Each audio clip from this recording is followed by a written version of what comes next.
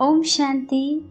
चलिए आज सुनते हैं ईश्वर पर अटूट भरोसे की एक अद्भुत कहानी। एक बार जाड़े के दिन थे, शाम होने को आई थी। आसमान में बादल छाए थे। एक नीम के पेड़ पर बहुत सारे कौवे बैठे हुए थे। वे सब आपस में कांव कांव करके एक दूसरे से झगड़ भी रहे थे। उसी समय एक मैना आई और उसी पेड़ की एक डाल पर बैठ गई। मैना को देखते ही कई कौवे उस पर टूट पड़े। बेचारी मैना ने कहा, बादल बहुत हैं, इसलिए आज अंधेरा हो गया है। मैं अपना घोंसला भूल गई हूँ, इसलिए आज रात मुझे यहाँ बैठने दो। कौवों ने कहा, नहीं, यह हमारा पेड़ है, तू यहाँ से भाग जा। मैना बोली, पेड़ तो सब ईश्वर के बनाए हुए हैं। इस सर्दी में यदि वर्षा हुई, ओले पड़े, तो ईश्वर ही हमें बचा सकते हैं।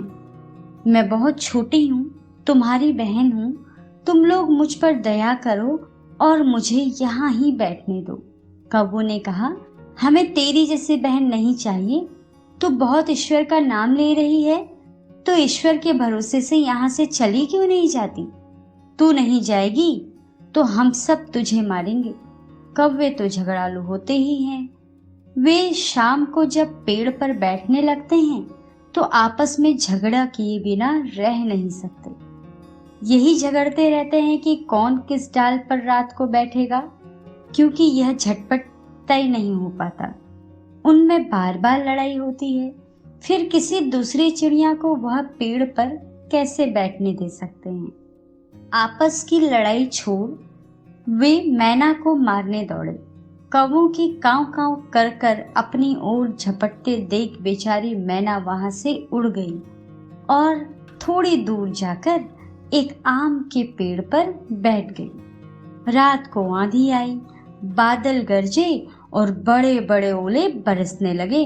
बड़े आलू जैसे ओले तड़ तड़ बंदूक की गोली जैसे गिर रहे थे। कौवे कांव कांव करके चिल्लाए। इधर से उधर थोड़ा बहुत उड़े, परंतु ओलों की मार से सबके सब घायल होकर जमीन पर गिर पड़े। बहुत से कौवे मर गए। मैना जिस आम के पेड़ पर बैठी थी, उसकी एक डाली टूटकर गिर गई। डाल भीतर से सड़ी हुई थी और पोली हो गई थी। डाल टूटने पर उसकी जड़ के पास पेड़ में एक खुंडर हो गया था।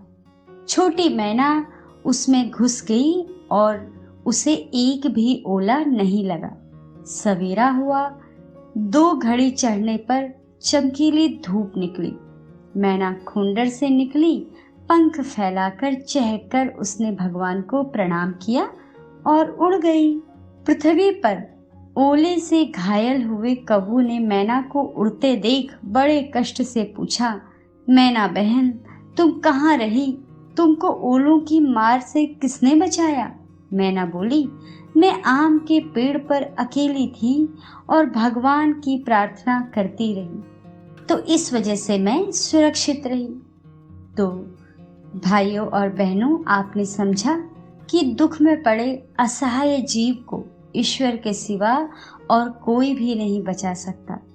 लेकिन ईश्वर केवल ओलों से नहीं बचाता और केवल मैना को ही नहीं बचाता। जो भी ईश्वर पर विश्वास करता है, ईश्वर को याद करता है, उसे ईश्वर सभी आपत्ति विपत्ति में सहायता करते हैं और उसकी रक्षा करते हैं। ओम शांति।